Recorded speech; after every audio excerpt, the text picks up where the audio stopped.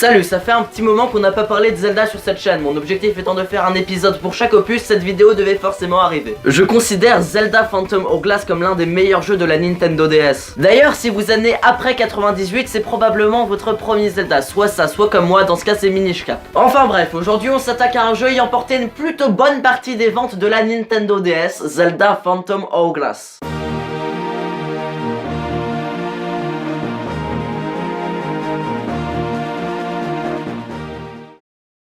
Donc le jeu commence dans la timeline où le Link d'Ocarina of Time après avoir battu Ganon et... on s'en fout. Faut surtout retenir que c'est juste après Wind Waker que le Link d'Ocarina of Time a fugué de chez sa grand-mère pour aller vivre avec des pirates. En même temps sa soupe était dégueulasse. Donc on passe d'un beau Link de Wind Waker en 3D avec du cel shading de qualité à... ça.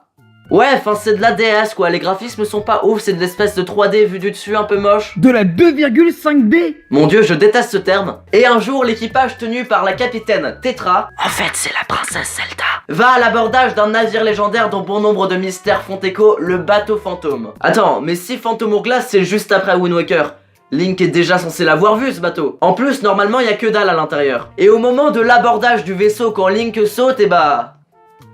il se faille bien méchamment.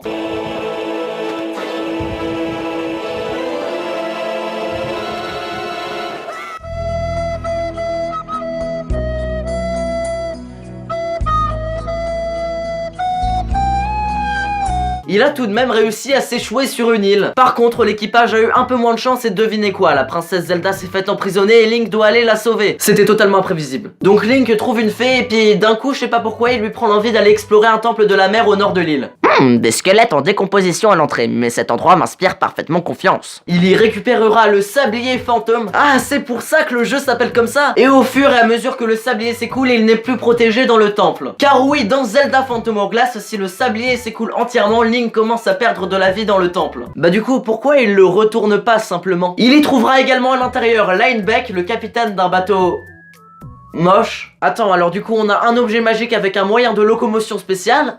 Parfait, c'est un vrai Zelda. Ce bateau que nous allons appeler Tar, car s'il n'est pas tôt, il est tard, et si ce n'est pas un bateau, dans ce cas c'est un bat. Sert à naviguer d'île en île, aller faire des donjons, récupérer des objets, enfin faire des trucs de jeu Zelda quoi. Et dans Zelda Phantom Hourglass, tout le jeu en gros sera d'utiliser Tar pour naviguer vers une île, y compléter un donjon, revenir au temple de la mer pour ainsi pouvoir l'explorer un peu plus, etc. etc. Jusqu'à enfin arriver tout au bout du temple de la mer à la toute fin du jeu. Mais chut, je ne vais pas tout de suite spoiler la fin. Si fin il y a.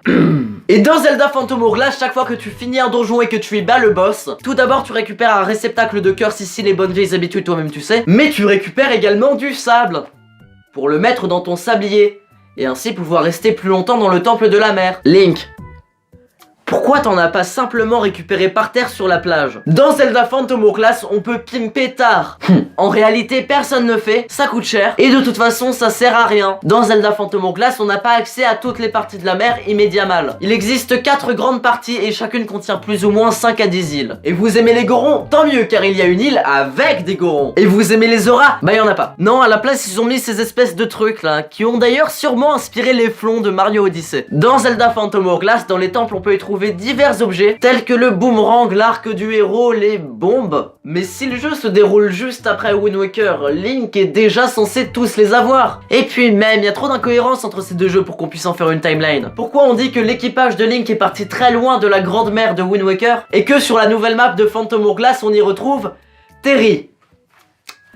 Terry! Link est censé avoir fait le tour du monde, pas une promenade en pédalo d'un quart d'heure, alors qu'est-ce qu'il fout là? Terry! Dans Zelda Phantom Hourglass, tu as la possibilité de dessiner sur ta carte pour y mettre des points et indications spécifiques, et... sur le papier, ça aurait pu être utile.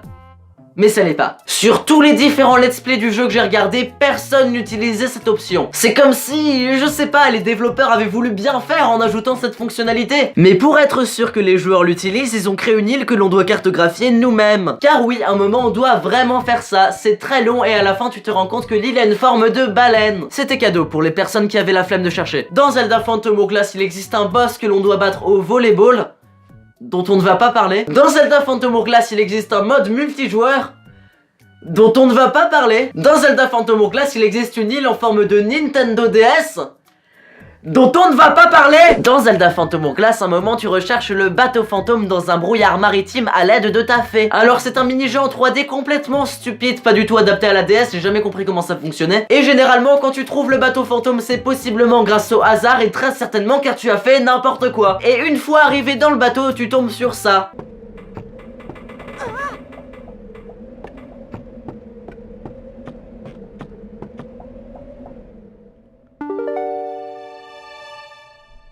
Hey, ça se fait pas de recycler les scénarios de vos anciens jeux Nintendo. Genre pas du tout. Et dans Zelda Phantom Hourglass, à la fin du jeu, attention spoiler, après avoir tué le grand méchant et libéré Tetra, Link se réveille. Est-ce que vous êtes sérieux? On dirait une parodie d'un vieux spoil tout pété à 2 balles, mais je vous assure que c'est vrai. Nintendo vient de littéralement défoncer 40 heures de jeu en une cutscene.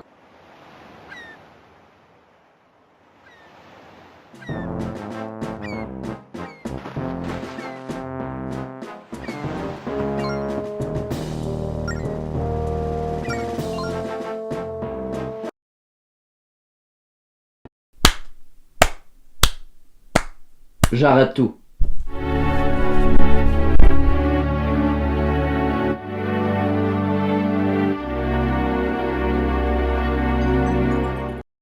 Voilà, cette vidéo est à présent terminée, merci de l'avoir visionnée. Bon, mis à part ce que je viens d'évoquer, le jeu est génial et vaut vraiment le détour. Plus que Mario Odyssey en tout cas. On se retrouve la prochaine fois pour un nouveau jeu.